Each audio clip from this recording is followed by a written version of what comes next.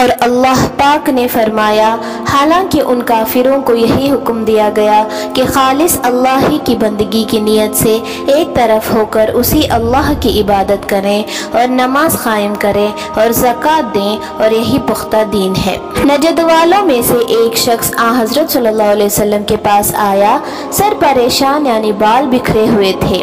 ہم اس کی آواز کی بھن بھناہٹ سنتے تھے اور ہم سمجھ نہیں پا رہے تھے کہ وہ کیا کہہ رہا ہے، یہاں تک کہ وہ نزدیک پہنچا جب معلوم ہوا کہ وہ اسلام کے بارے میں پوچھ رہا ہے۔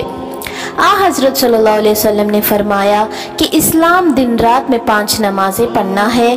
اس نے کہا بس اس کے سوا تو اور کوئی نماز مجھ پر نہیں؟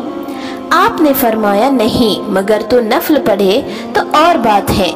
حضرت صلی اللہ علیہ وسلم نے فرمایا اور رمضان کے روزے رکھنا۔ اس نے کہا اور تو کوئی روزہ مجھ پر نہیں ہے؟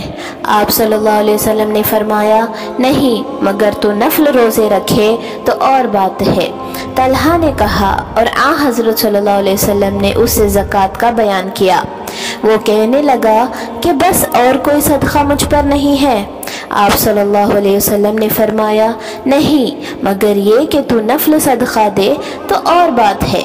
راوی نے کہا پھر وہ شخص پیٹھ موڑ کر چلا، یوں کہتا جاتا تھا قسم خدا کی میں نہ اسے بڑھاؤں گا نہ گھٹاؤں گا۔